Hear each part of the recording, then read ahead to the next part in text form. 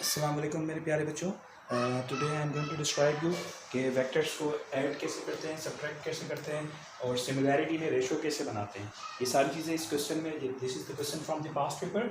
ठीक है, तो सबसे पहले हम वो चीज़ डिस्कस करते हैं जो गिवन है। क्वेश्चन में बताया है कि triangle O A B and triangle O C D are similar. Triangle O A B and triangle OCD are similar. They are increasing by the same ratio. ठीक है, ये सिमिलर ट्राइंगल से माने शेप एक जैसी है, सिर्फ साइजेस में इनके फर्क है।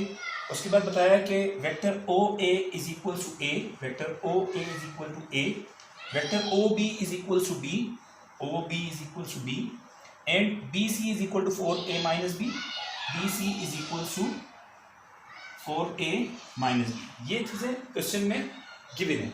In the first part, they are asking to find the vector AB. Find the vector AB. जब वेक्टर AB फाइंड आउट करना है तो एडिशन और सब्ट्रैक्शन का रूल है कि जब भी आप वेक्टर AB फाइंड आउट करो हेड टू टेल रूल में, तो A से आपने स्टार्ट करना है। आपका आंसर जो स्टार्ट होगा, जब आप इक्वेशन बनाओगे वेक्टर AB की, तो आपने उसको A से स्टार्ट करना है और जो एंड होगा वो B पे होगा। ठीक है, अब इनमें से कौन सा वेक्टर है जो ए से स्टार्ट हो रहा है और बी में से रेड कि ए से बी तक जाना है हमें।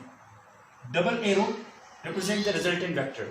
ठीक है, ए से बी तक जाना है तो हम ऐसे जा सकते हैं, ए से ओ एंड देन ओ से B. Head to tail rule कहता है कि आपने ए से स्टार्ट किया, फिर जहां पे खत्म हुआ वहीं से वेक्टर कंटिन्यू होना चाहिए, O to B. Now this is called head to tail rule.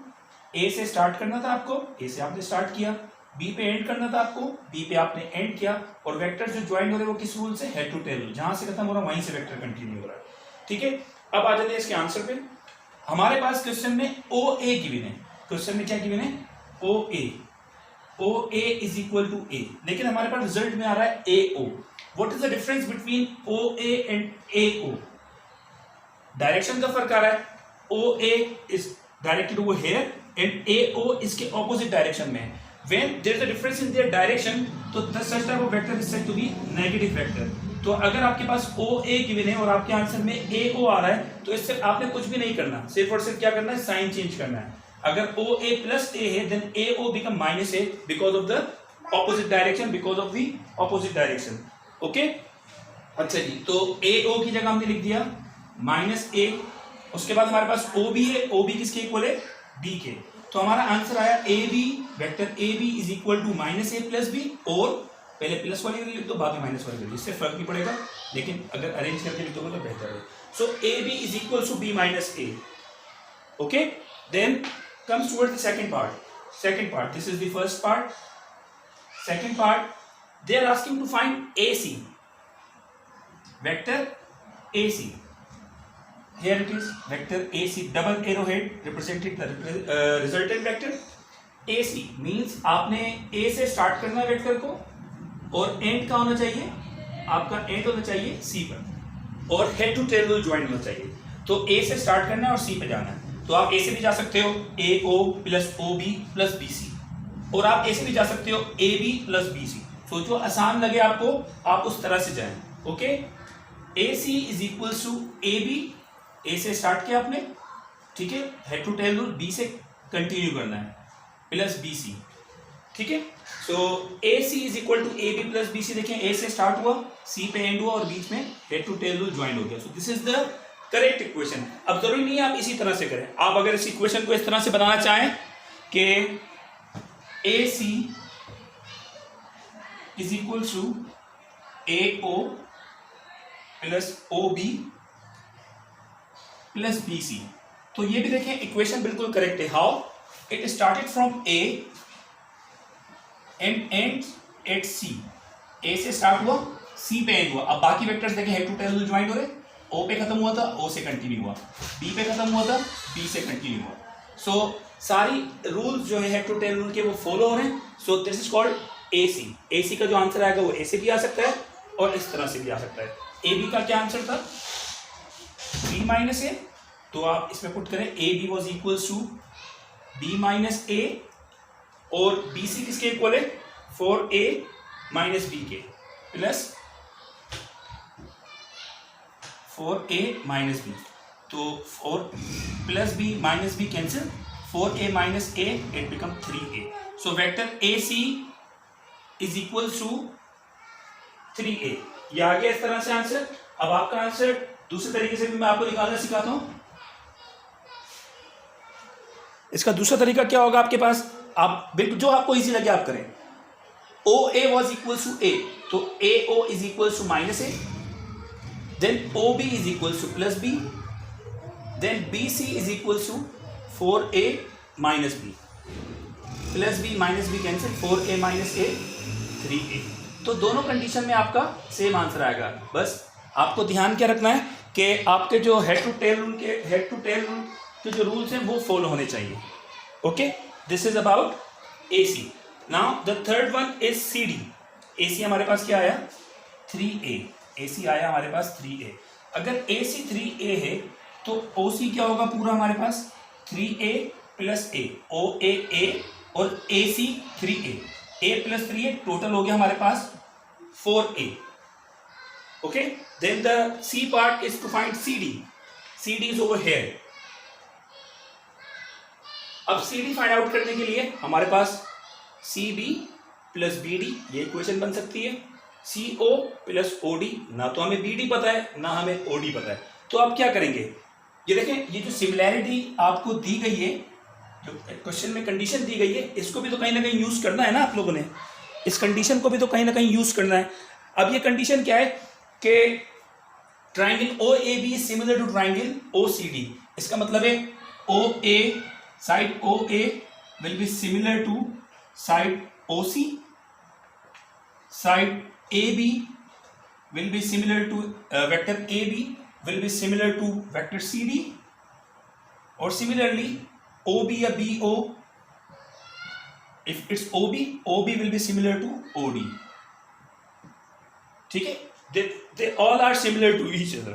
ठीक है, और सिमिलैरिटी में क्या होता है, एक ही रेशो से इंक्रीज होते हैं. तो OA हमारे पास कितना था, OA था हमारे पास A, और OC कितना आया हमारे पास, O से लेके C तक 4A. OC कितना आया, ये OA है, और OC कितना आया हमारे पास 4A. Now look at the difference. इसका मतलब हुआ कि ये जो बड़ा वाला ट्राइंगल है ये छोटे वाले का 4 टाइम्स है, क्योंकि OA A है और OA A है और OC क्या है 4A.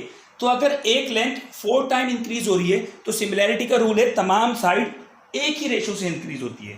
What is the rule of similarity, तमाम साइड एक ही रेशो से इंक्रीज होती है. अगर OA और OC में 4 टाइम्स का डिफरेंस है तो जो बाकी साइड्स हैं वो भी एक ही रेशो से इंक्रीज होगा. अच्छा जी, अब देखें आपसे क्या मालूम करने का कह रहा है, CD. आपके पास AB गिवन है, AB और CD का रेशो है. AB किसके इक्वल है, B माइनस ए के.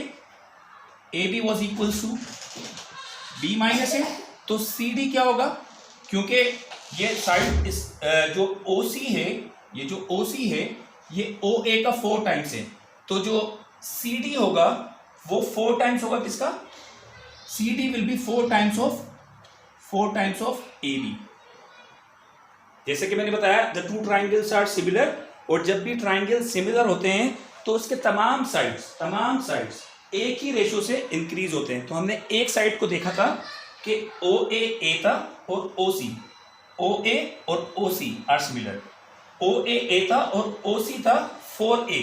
तो इसका मतलब हुआ एक साइड जो है वो 4 टाइम्स इंक्रीज हो रही है. ठीक है, तो इसका मतलब तमाम साइड्स 4 टाइम इंक्रीज होगी. तो CD का रेशो किससे बन रहा है, CD सेकंड और थर्ड पे, AB सेकंड और थर्ड पे. CD का रेशो बन रहा है AB से. तो जो भी AB होगा CD उसका 4 टाइम होगा. AB किसके इक्वल है, B माइनस ए के. AB इक्वल है B माइनस ए के. तो CD क्या होगा, इसका 4 टाइम्स होगा, 4 टाइम्स B माइनस ए और 4B माइनस 4A. ठीक है, तो CD का आंसर क्या आएगा आपके पास, CD will be equals to 4 time AB की वैल्यू है B माइनस ए. इसको सिंप्लीफाई करें, it will be 4B minus 4A. CD की वैल्यू आई 4B माइनस 4A. इसी तरह से अगर दिमाग क्वेश्चन की रिक्वायरमेंट नहीं है, लेकिन अगर मैं आपसे पूछूं कि भाई अगर OB B है, OB का रेशो बनेगा OD के साथ. ओ बी पहला और तीसरा, ओ डी पहला और तीसरा। अगर ओ बी बी है तो ओ डी कितना होगा, क्योंकि तमाम साइड 4 साइड इंक्रीज हो रहा है, 4 टाइम इंक्रीज हो रहा है, तो ओ डी होगा 4b। So this is about the first 3 parts. Hope के यहाँ तक समझ में आया होगा। देन मैं आपको इसके बाद वाला जो है, find in its simplest form the ratio of perimeter of triangle O A B and perimeter of triangle O C D, ये डिस्क्राइब करता हूँ। ये तो आपने आइडेंटिफाई कर लिया कि जो बड़ा वाला ट्राइंगल है, ट्राइंगल ओ सी डी जो है वो 4 टाइम्स है ट्राइंगल ओ ए बी का, ठीक है। तो इसका रेशो क्या बनेगा, पेरीमीटर का रेशो 1:4, माने 4 टाइम्स इसका बड़ा है, triangle O A B ratio triangle O C D, इसका रेशो क्या बन रहा है 1:4। जो बड़ा वाला ट्राइंगल है छोटे वाले ट्राइंगल का 4 टाइम्स है, सो इट बिकम 1:4। उसके बाद वाला क्वेश्चन क्या है आपके पास, सेकंड पार्ट इसका, area of triangle O A B ratio area of triangle area of trapezium A B D C. अच्छा, ट्राइंगल और ट्रेपीजियम ये तो सिमिलर हो नहीं सकते, there are these two are two different shapes, these are two different shapes, ठीक है। तो हम ट्राइंगल को कंसिडर करेंगे, ट्रेपीजियम को कंसिडर नहीं करेंगे। Triangle O A B is similar to triangle OCD, ठीक है।